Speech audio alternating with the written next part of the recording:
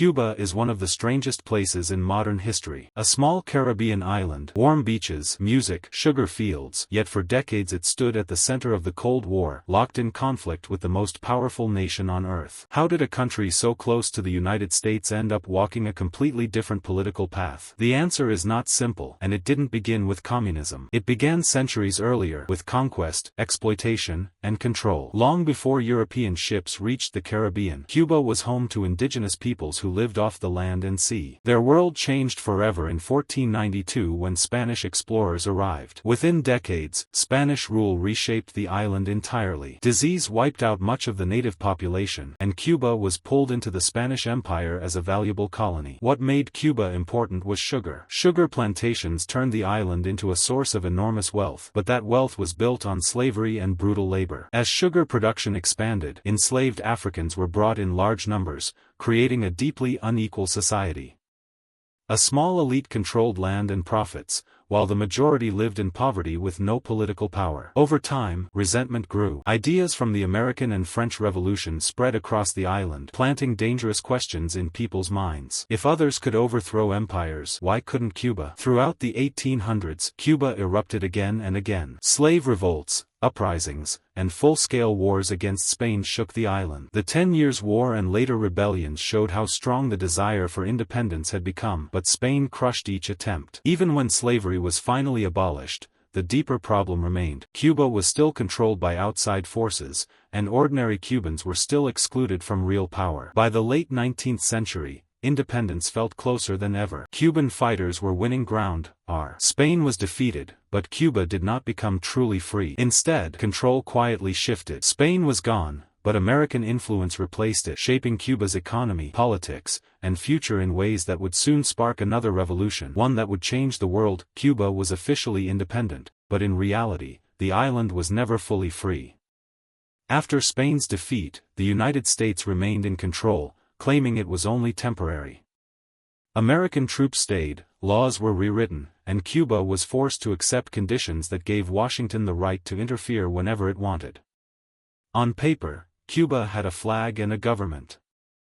In practice, its future had to be approved from abroad. The Cuban economy quickly fell into foreign hands. Sugar, the island's lifeline, was no longer controlled by Cubans. American companies bought massive plantations, mills, and railroads. Within a few decades, a huge portion of Cuba's land and industry was owned by outsiders. Profits flowed north, while Cuban workers remained poor, underpaid, and powerless. Havana glittered for tourists, but outside the city, life was harsh and unstable. Politics became corrupt and fragile. Governments rose and fell, often with American approval behind the scenes. When leaders threatened U.S. interests, pressure followed. When unrest grew, intervention was always an option. To many Cubans, it felt like colonial rule had simply changed its uniform. This growing anger set the stage for strongmen who promised order, stability, and national pride. One of those men was Fulgencio Batista. Rising from the military, Batista first presented himself as a reformer. But power changed him. By the early 1950s, he seized control through a coup, cancelled elections, and ruled as a dictator. His regime was backed by foreign money, the military, and organized crime. Casinos, corruption, and luxury flourished for a few, while most Cubans struggled to survive. Under Batista, freedom disappeared. The press was silenced, opponents were hunted, and fear became a tool of government. The police and secret services enforced loyalty through violence. Meanwhile, foreign companies tightened their grip on land and resources. To many Cubans, this was the breaking point. The dream of independence had turned into a nightmare of inequality and repression. It was in this environment that resistance began to take shape again. Students protested. Workers organized. Underground movements spread quietly across the island. People no longer believed change could come through elections or promises. A dangerous idea was returning to Cuban history, the belief that only revolution could finally end foreign control and dictatorship. And soon, one young lawyer would step forward, convinced that history itself was on his side. Among the growing opposition to Batista was a young lawyer named Fidel Castro. He believed the coup that brought Batista to power was illegal, and at first, he tried to fight it in court. When the legal system failed him, Castro reached a hard conclusion: peaceful change was impossible. If Cuba was ever going to break free from dictatorship and foreign influence, it would have to be done by force. In 1953, Castro and a small group of followers launched a desperate attack on a military base, hoping it would spark a nationwide uprising. The plan failed badly. Many were killed, others captured. Castro was arrested and put on trial. Instead of begging for mercy, he used the courtroom as a stage, delivering a fiery speech defending his actions and accusing the regime of betraying the Cuban people. That speech made him famous, even behind prison walls. After international pressure, Castro was released and sent into exile. He fled to Mexico, where he quietly prepared for another attempt. This time, he focused on discipline, planning, and patience. He gathered exiles, trained fighters, and formed a movement dedicated to overthrowing Batista. Among those who joined him was an Argentine doctor who believed revolution could reshape the world, Ernesto Che Guevara.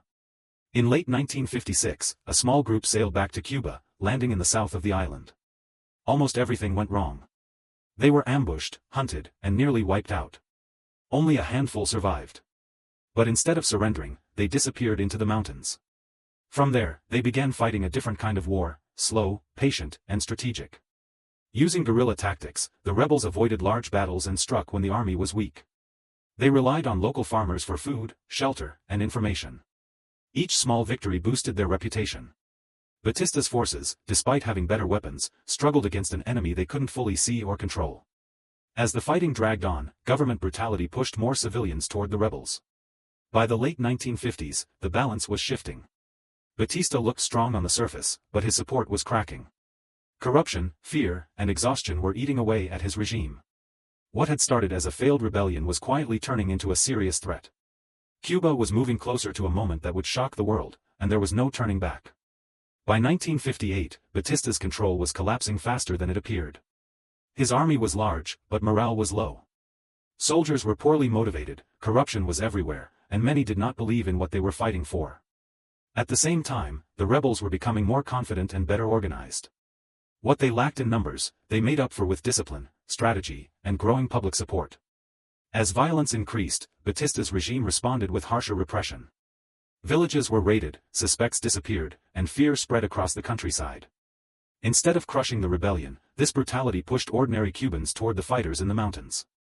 Farmers began hiding rebels, sharing food, and passing information. The revolution was no longer isolated. It was becoming a national movement. International opinion also began to shift. Reports of corruption and violence damaged Batista's image abroad. Support from the United States weakened as it became harder to justify backing such a regime. Arms supplies slowed, and Batista's military advantage began to fade. Meanwhile, the rebels expanded beyond the mountains, coordinating with underground groups in cities and other regions. A major turning point came when rebel forces pushed north and targeted key transport routes and towns. One decisive battle shattered the illusion that Batista could still win. Rebel units derailed armored trains, seized weapons, and captured strategic positions. News spread rapidly, and panic followed. Government forces retreated or surrendered, sometimes without a fight. As defeats mounted, Batista lost the loyalty of his own supporters. Business leaders, politicians, and even military officers began preparing for his fall. On the final night of 1958, Batista fled the country, leaving behind a broken government and a leaderless army. Within days, rebel forces entered major cities to cheering crowds. With Batista gone, Fidel Castro and his forces entered Havana in January 1959, greeted by massive crowds who saw him as a hero and a symbol of freedom. After years of oppression, fear, and foreign control, many Cubans believed the revolution promised a new era, one led by their own people, for their own people. The mountains had shaped the rebels into a disciplined, determined force, and now they faced the challenge of transforming that military victory into political power. Castro's early moves were cautious but deliberate. He quickly consolidated authority, placing loyal supporters in key positions and restructuring the government.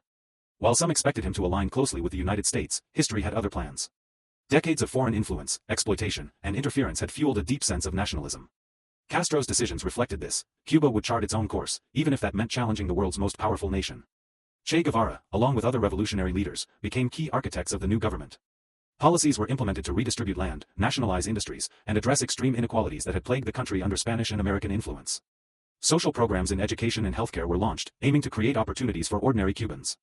Yet the transformation was not without controversy. Critics, especially those connected to former regimes or foreign interests, were silenced or removed, raising questions about freedom versus control.